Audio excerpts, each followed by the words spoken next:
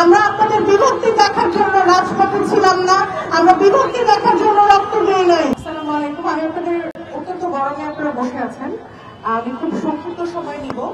তো সবার প্রথমে যেটা বলবো, আমরা প্রত্যেকটা সময় ট্রাকের পিছনে দেখি সমগ্র বাংলাদেশ এক। তা আমার বক্তব্য এটা দিয়ে শুরু করছি, আসলে কি সমগ্র বাংলাদেশ এক নাকি আরো বেশি?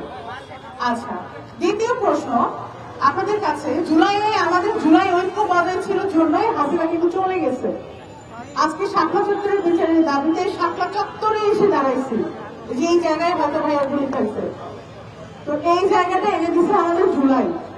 2009 থেকে শুরু হওয়া বিডিআর বিদ্রোহ, 2013-তে শাপলা চত্বরের যে ম্যাসাকার হয়েছে, তারপরে 2018-তে আমাদের সড়ক আন্দোলন, যেটা আনফর্চুনেটলি একটা ফেলিয়ারে চলে গিয়েছিল। তারপর 2024-এ আমাদের জুলাই আন্দোলন আসছে ধাপে ধাপে।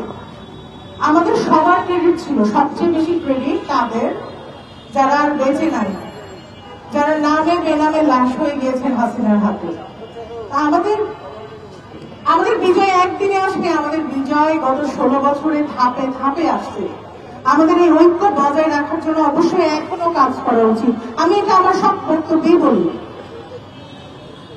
আমি মনে রাখবো আমাদের প্রাইভেট বিশ্ববিদ্যালয়ের স্টুডেন্টদের যারা 18 তারিখের পর থেকে আন্দোলনের মূল নেতৃত্বে ছিল, অবশ্যই নেতৃত্ব করবো, কারণ তারা ছাড়া আপনারা আজকে আসতে পারতেন না, আজকে আপনারা আপনাদের বাক স্বাধীনতা পেতেন না।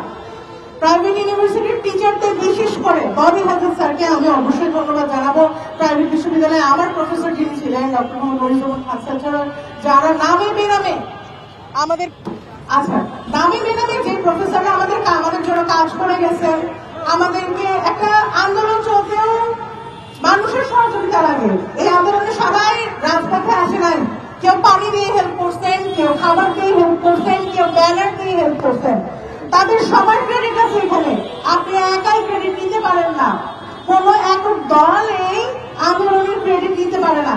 আমাদের সবার ক্রেডিট ছিল। আমার ভাই রক্তাক্ত হয়ে মারা গেছে 2013 সালে, তারও ক্রেডিট ছিল।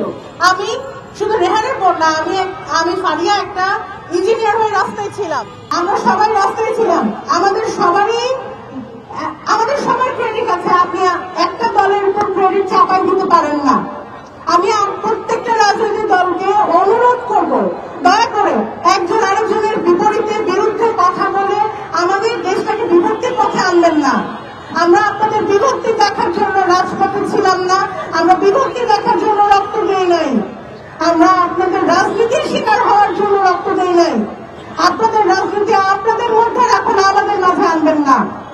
আমাদের ট্যাক্সের টাকায় যে সরকার চলেছে, সরকার আজ পর্যন্ত কোন বিচারের কিছু করতে পারেন নাই।